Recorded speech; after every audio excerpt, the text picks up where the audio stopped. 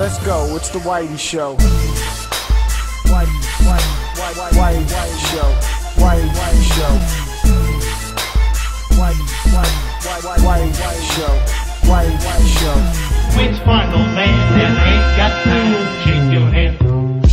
Get that side check, put it in pockets till I get back. Going downtown. I really wanted to make like a theme song for this game, but I couldn't think of one. I'm not even gonna lie. Anyway, I love Lords of Shadows 1. As a huge surprise to me that year, I dug just about every second of that game. So when 2 was announced, I basically jumped for joy in real life. You can ask Kelly. I was actually jumping on my bed because I was so freaking excited. And 2 takes place in 2 different time periods. One in the past, after the events of the first game, and one in the present time, our time. It's interesting to see how they intertwine with each other, and you learn what is true and what isn't.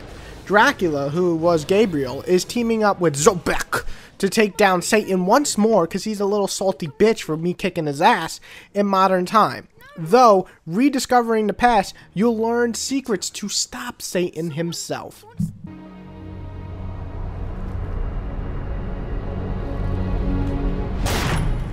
My son. The gameplay is enhanced in a lot of ways. Now, far more combos, 2 new weapons, new items, and you can even become a freaking dragon, and it's much better platforming, but we'll get to why it's so good, and even a few puzzles and stealth sections thrown in, so maybe not so good. Anyway, so much added meat into this game, it's almost always a good thing to have more in a video game. But let's find out what worked in Castlevania and what just didn't. Hey, perhaps you didn't hear me, sir.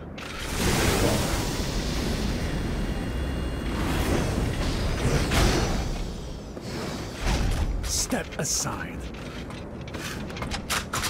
You're coming with us. Which final man that ain't got time to shake your hand? Get that side check, put it in pockets till I get back. Going downtown. The good start off with the story. I always enjoyed Castlevania stories, but not till Lords of Shadows did I actually care about the characters.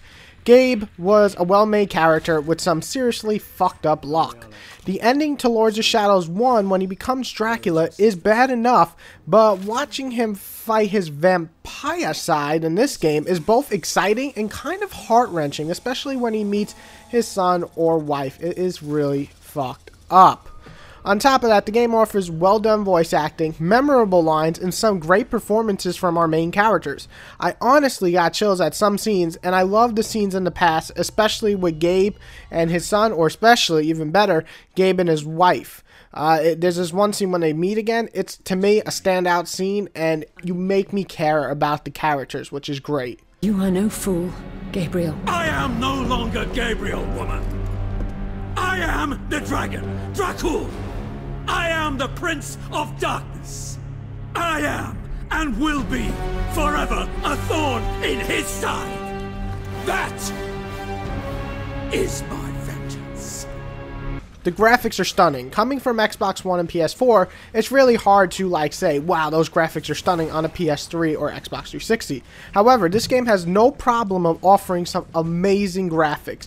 The effects look all well, they're all really good. The animations are great, and well done cutscenes make this a beautiful game. Then again, the first one didn't really have bad graphics, so it's not going to fail here. The gameplay offers more than the first, and this is mostly a good thing. With a lot of bad thrown in, this is a good section, so let's talk about it. First off, the combat is meatier, faster, and smoother. The switching between whips, swords, and gauntlets not only works real well, but looks really cool too. The combo system doesn't feel floaty, and the chaining, dodging, and blocking all work like they should. Upgrading system is also pretty good, and there is plenty to unlock. Another great feature is the platforming. It's easy to do in this game, and it looks pretty cool. Drac is easily able to swing himself around and jump on ledges that are way too high for anybody else, including Ezio.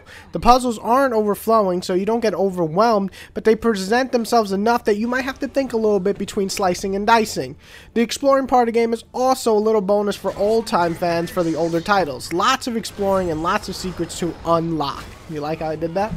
Also note that the soundtrack is kick fucking ass. When shit begins to heat up and the soundtrack kicks in, it's no doubt we're in some badass mode. Let's fuck shit up as Dracula.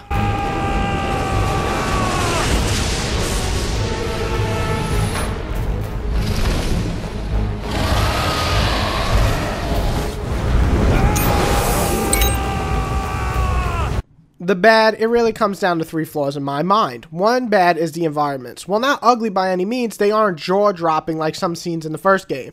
I have to be honest, I was a bit disappointed with that. Another bad thing is non-linear stages. Now, I think why some places don't look as cool is because these areas are a lot bigger, a lot more defined, secrets and so on. And the first game was linear, but it was also tighter and looked a lot prettier. So I think that's why we don't get as pretty cutscenes, areas and environments. The only ugly I can really think of here is the stealth sections, which are more like puzzles, to be honest. You must do this in a set up that you cannot fuck up. There's no room for mistakes. You'll just die. And they aren't really fun to do, but luckily they don't take really that long. However, if you fuck up and go back 10 minutes, well shit, man, that just ain't fun at all. Waits for no man that ain't got time to shake your head. Get that side check, put it in pockets like it's back. Going downtown. Castlevania scores are puzzling me a bit. This is a fine example of a game that tries to go bigger and better, and I think it hits most of its marks. The crappy stealth system and some not so pretty areas can't stop it from being a beast that it is, and it's a blast to play with a pretty freaking awesome character. Lords of Shadow 1 and 2 mixed with Mirrors of Fate is now amongst one of my favorite trilogies on Last Generation. Now, the game's endings, it could be a little meh, some people not like the ending. I thought it was solid enough. It's not as good as Lords of Shadow 1. However, this is the end of the series for Mercury, so this is it. And I know that the series will return soon, but with different developers. So this is the end for this Dracula, this Gabriel. So for fans of the series, I feel that it ended great for the Lords of Shadows fans. I really dug it. And I give this one an 8.5, and I think it's a great title and it's well worth your time.